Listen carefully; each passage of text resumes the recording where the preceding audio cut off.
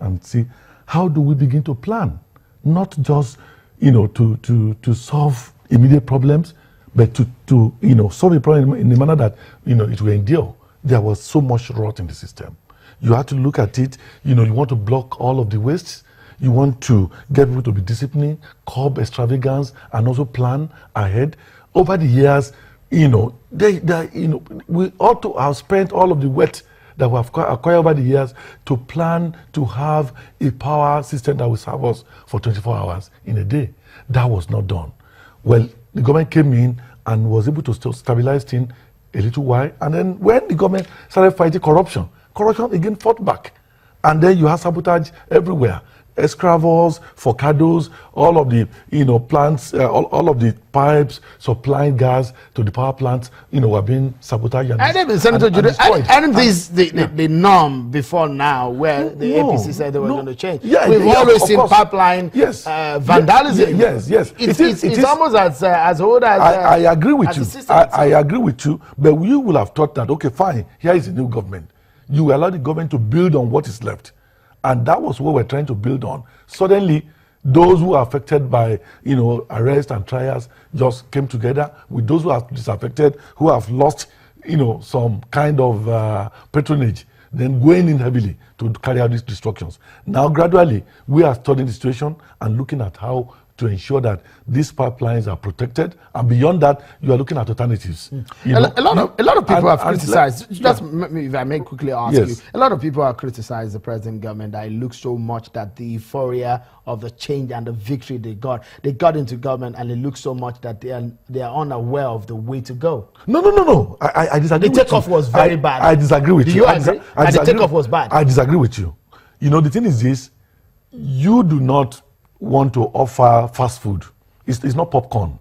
You want to sit down, look at the problem, and then study that problem and find a lasting solution, something that will endure. The problem has been there over the years, and we don't want to keep going back to this problem. How do you solve the problem of power, that is going to endure? How do you solve this problem of supplying fuel? It's not a question of throwing money at it and throwing trillions of naira and make most of it go into private pocket. You want to look at it over the years. Why do we not have working refineries?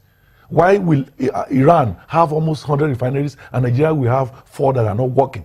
You want to see that, okay, what do we do? How do we plan? And these are not things you pick up on the shelf. You don't pick power plant from the shelf. You don't pick refinery from the shelf. It takes time.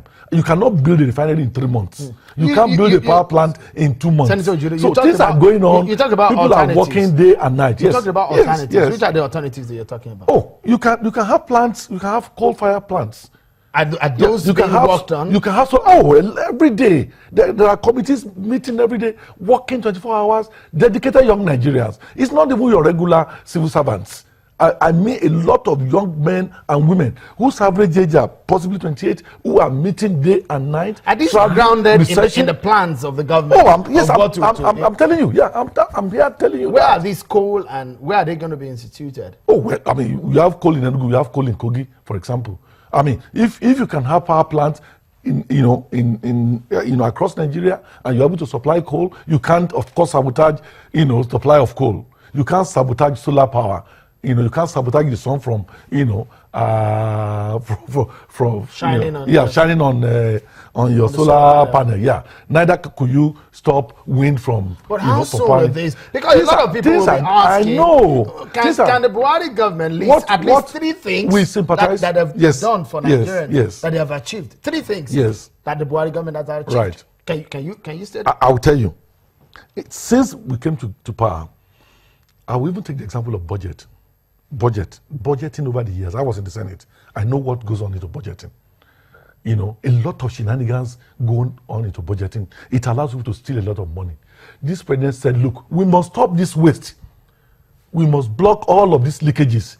So when a budget, is drawn up by ministers, some people within the ministries insert their own thing. It goes to the budget office, they cite their own thing. But it still happened. Wait, it goes to the padding and all of those shenanigans still happened. The budget will have, if the president wanted to act the way it used to be, they will give him highlights.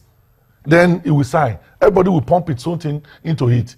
And then most of the money will go into private hands. The president said that budget was a budget of change. Yes. But we didn't even see any change because the party emanated from the executive. No, yeah, again. Isn't that the reason why the budget office The executive is not just the president. Again, the executive is also, is constituted by people who have been in power, who have been in those offices over the years. PDP was in office for 16 years, for God's sake. If you join civil service in 1999, you know the level you will be now by 2016. So they are all there. They have been used to these things, this theft. They want to build so many houses in Nigeria, in Dubai, in America. And they do these things through this process. I was in the Senate. I know what I'm talking about. And I will give you a very succinct example in this last budget. A businessman went to a minister and said, look, government is owing me 2 billion, whether rightly or wrongly, or whether even true or not. Please, I want you to help me insert it in the budget. The man said, no.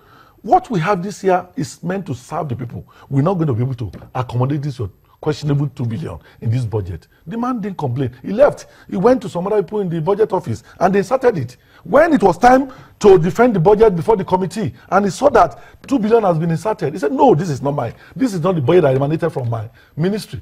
I won't be able to defend this. Let me go. Let me bring what I sent in. Things like that. Can that kind of person be prosecuted? Oh yeah, of course. Investigations are going on. People were being removed from the budget office. I know. But being removed, if you commit a crime, yeah, of course. Being removed is not only a I know processes are going on to investigate, arrest, and try. I was in the Senate, and I have several examples of how budgets are padded in the past. I gave an example recently of my own. When I was a member of the Works Committee, and when the ministry came to defend budget, they said they were spending some billions of naira on roads in Ekiti State. And I went to look at the details, and I found that those roads are listed in Nasarawa, in Kebbi, and other places. I said, come, these roads, the location of these roads are not in Ekiti. A road in Nasarawa cannot be in Ekiti. And these are the kind of games. And I insisted, this thing must not stand. You either have to look for roads in Ekiti to construct with this money, or you take this entire thing out of the budget. Of course, they tried to pacify me. I said, no, I refuse to be pacified over this matter. You must do the right thing. And it goes on and on.